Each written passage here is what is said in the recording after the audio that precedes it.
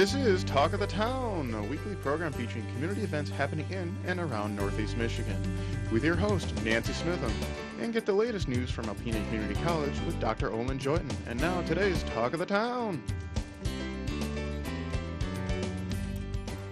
Good morning and welcome to Talk of the Town. My first two guests today are both here from the Alpena Rotary Club. I have Jim Mikowski and Eric Magnus Eubanks. Good morning and welcome. Good morning, Nancy. We're glad So to be Eric, here. we're deciding this is the 63rd Rotary Radio Auction? It's been going on for a long time now. It's been a great fundraiser for the good work that the Alpena Rotary Club does, and we're excited to bring yet another year of it to the community. And Jim, I'm sure every year, year after year after year, you're amazed at the generosity of this community. It is. I mean, across the entire spectrum of folks who own businesses and even individuals who donate items, it's actually been relatively easy for our club members to solicit area businesses and individuals to receive those, and they've been very generous in that. Yeah. And the Rotary Radio Auction is such a unique event, obviously going on for as many years as it has, never fallen along the wayside, seems to get bigger and better every year. So for our viewers out there who maybe don't understand how it works, can you tell us how the auction works? Okay. Well, we have two components. Okay. You know, we call it the radio auction because WATZ has been broadcasting it over the air for all that time. But several years ago, you know, there's been a development since radio, and that's the internet. Yes. So we've gone online, and starting on March the 18th, Okay. all of the items that we have will be available online at www.alpenarotaryauction.com. Okay. And people will be able to see all the items. Many of them will have pictures, and they can put in bids starting on March 18th all the way up to March 25th, which is the day of the radio portion. Okay. And then on the radio portion, we will still be taking bids, and the highest bid at the end of the day on March 25th is going to be the purchaser of a fine, good, or service donated by the community. And it's so much fun to listen to because people are trying to outbid each other, and you might have just bid on something, but by the time you hang up the phone, you've already been outbid on it because someone else was answering the phone, and it's just really a fun event. And we take credit cards. We take credit cards, we take cash, we take checks, and you can even online settle up that night with your credit card and have everything purchased once the items closed out. Also, you'll be able to check on your smartphone or on your computer to see where things stand on the bidding. So you'll know right up to the second to where things stand, and you can decide whether to up your bid or not. And of course, you know, there will be many fine bargains, but the other thing is this is the chief fundraiser for all of the good work that the Rotary Club does. And so while it's good to get bargains, it's also important to remember that you know, the more you spend, the more good work that the Rotary Club can do. Okay. Jim, give me an idea of some of the items that we have this year. Well, we have a wide variety of items, including household items, things you might put in your yard, electronic goods, saws, just a wide variety. Should be something there for everybody. Always the good oil changes. Usually I manage to get a Right. couple of the oil changes. I know I'm going to need them, so I usually bid on those. A lot of gift certificates, which are really straight up. You can, I mean, if it's a $25 gift certificate, you know it's a $25 that you can spend on it. A lot of restaurants and other types of merchants that have offered those up. We have found that historically, gift certificates are very, very popular item to bid on. Can re-gift them. There you go.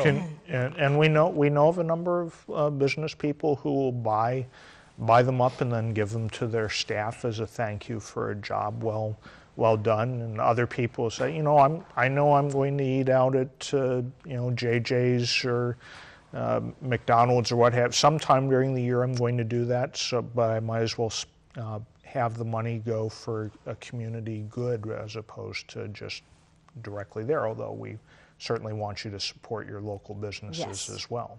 Now you have to get a bidder number, correct? You can register online at the auction website. Also, the day of the auction, you can call and someone can help you do that. And it's sort of in there by name now. It's very simple, very easy, very painless. We try to make it as easy as we can. And Jim, you have some real visible projects, the Rotary Club in our community. Have any other good projects coming up? Well, we have one that's ongoing right now, and that is the labeling of the bike path, putting up very nice posts with very nice stainless steel tops on them so that people who use the bike paths, whether they're from Alpena or they're from somewhere out of town, there's a description about what's along that bike path. And that's a major project that we've been working on for a couple of years. And it's, I think we're going to be wrapping that up. And it's really a value-added feature for our community. It helps people understand a little bit more about what Rotary is here and what they're doing. But most importantly, it helps people who are in Alpena or from out of town understand and enjoy our community better. So. And that is a jewel in our community, so any enhancement is greatly appreciated. Absolutely. Yeah, it came, there are two things where we heard a lot of comments that there are places where it isn't well marked and it's easy to get lost, especially if it's you're not really familiar with it. And so we thought it would be a good community service to have it marked, and it's aimed at both people who maybe not know every part of it, but also out-of-town people who, like to use it but don't know where they are, and so it's good to not get your tourists lost. Okay, we're just about out of time, so give me the dates again and how we can participate in the Rotary auction. Jim wanted to add something? Yes, I do. There is a major difference how we're approaching the bidding this year. Okay. And this is going to be important, particularly for those who like to do the radio piece, is that in the past, items have expired. We've closed those out as time goes on. That is entirely different this year. We are closing them all out at the end of the auction. So all items close, so they can bid all the way through. When they call up on the radio, they don't have to worry about, is this item still open?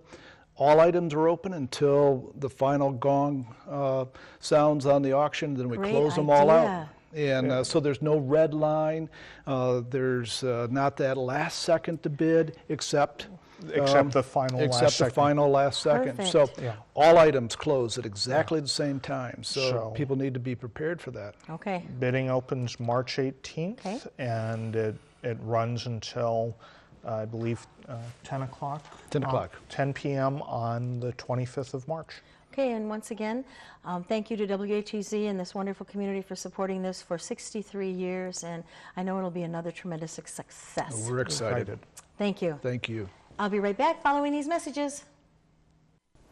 Good morning, everyone, and welcome back to Talk of the Town. I'm Olin Joyton, president of Alpena Community College. My guest this morning, a utility tech student at ACC, Logan Clark. Welcome to the show, Logan. How are you doing, Dr. Joyton? Just fine. Well, a little bit about you, your background. Where'd you grow up, Logan? I grew up in a small town called Coldwater. It's in southern Michigan. Actually, the pulse of Michigan is what they call it.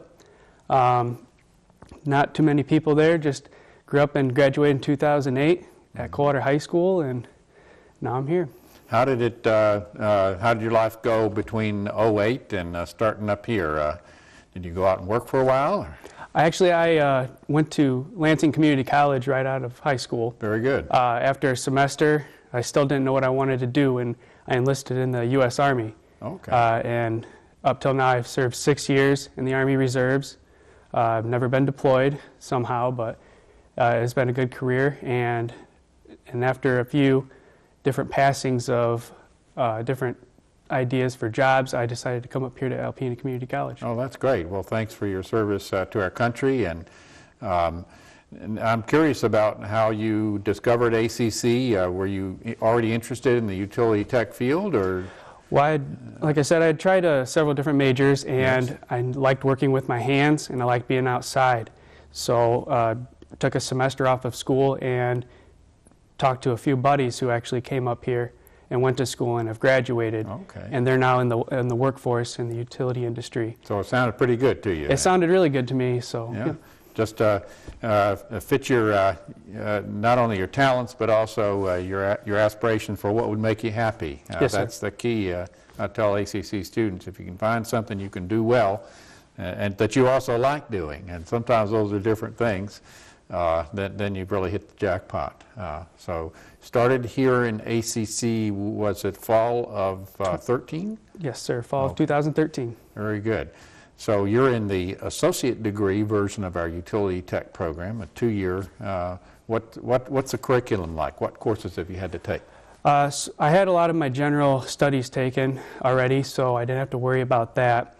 That would be English, maybe political science or speech Yes. or something? Yes, sir. Technical All of math, those basic right. classes that in order to get a degree, you have to have those. Okay. So I didn't have too much to worry about the first year. We started getting into applied mathematics and AC/DC fundamentals and how electricity works. After that, it's been slowly transitioning into the hands-on department. We worked with fiber optics, learning to splice and dead end those. And now we're in the field and climbing poles, which is the fun stuff, which everybody loves to do the most. So. Well, that's great. That's great. Here's your opportunity to mention any instructors or other staff members that have treated you well. Oh, all the instructors are very great to us. They all know the job very well, and the instruction they give, it really sits home as far as safety. Roy Smith, Todd Artley. Roy Smith, yeah. yes. Roy's probably my favorite. I've had him in more classes, which probably has a lot to do with that. But Right. Klein Tools, instructor of the year. Right. He really does help us out a lot, and he's helped me out a lot with understanding how everything works in the utility industry. And Rick Arbick. Rick Arbick. Mark Swanson. Mark Swanson, yes, Right. and Swanee, he's definitely out there in the bitter cold and Yeah.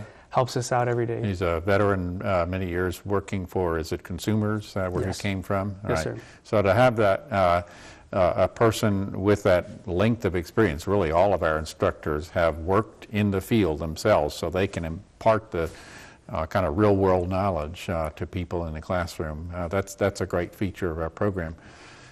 Very good. We do take pride in our instructors, especially the ones we've mentioned here, and so I'm glad you've had a good experience with them. As far as the future, the immediate future, in about 3 months you'll be graduating with your Associate of Applied Science degree in utility tech. No one goes through that program without intending to get a job in the field. So how is the job search going, and what's ahead for that? Well, with ACC providing the job search strategies class, putting together a resume really helped me out a lot. It's just finding the right areas that I would like to work in and reaching out to those companies, and hopefully they're looking for apprentices at this point. If they're not right now, then I'm going to bug them until they do. So. That's right. That's right. Persistence and knowing how to present yourself on paper, in person. I hear from employers often people will come looking for a job and they just don't have a clue about how to present themselves, and so to have our students built up in that area is really important. Now, you were a featured speaker at the opening of our Electrical Power Tech Center. Yes, sir. Just a few weeks ago. Did a nice job in the speech. Any comments on that new facility? The new facility is great. We're still doing the transition on getting over there. It'll be in full swing here very shortly. We're getting all the missing pieces to the puzzle put in there, Right. but it's a beautiful new building. All the donations we greatly appreciate. You feel a little frustrated. You're going to get about 2 months of instruction in a new place. You know, it seems to be the way it works with me. You know, elementary school got a new playground after I left, and Yeah. high school gets better. But you know, I'm excited to see. I was excited to be a part of it. It was a great thing to be a part of, and giving that speech and the ribbon cutting. And I'm glad we get to at least use it, even if it is for not as long as, you know, the whole cycle. I think we're going to start teaching after, I call it so-called spring break. And, good. And again, I appreciate your participation in the festivities marking the opening of that facility. As you know, we're getting geared up for a bachelor's degree in electrical systems technology, and that facility was built with that thought in mind. And so for people who have an associate's degree, often a good course is to work in the field for a while, get some experience, and then come back for a bachelor's degree or go right into it. It's designed for either route. Looking ahead, what kind of work or in what area are you most interested in doing? I'm mostly concerned with the construction and maintenance of distribution utility systems. Okay. That's for me personally. The new alternative energy and smart grid energy bachelor's degree that the school is offering is a great, I'm ready to start working, so for those new students who are trying to figure out what they want to do, I would believe that's a great option for them, and it's great that ACC can now provide that to students. Any particular area of the state would you like to go back to, Coldwater area? Or? Southwest Michigan is primarily what I'm looking at. The Lansing area is where I would like to try to be. It's true with this program, with concrete tech, with nursing, that not everybody who trains here gets a job right in this area. Sometimes they're from other areas like you are, and they want to go back there. Other times they haven't left Alpena, but it's a great adventure to try living and working in another part of the state, and so it's all good. Well, thank you very much for being on the program today. Congratulations on your success in the program. Best wishes for you as you become an employee in a very important industry for Michigan's future. And again, good luck to you. Thank you.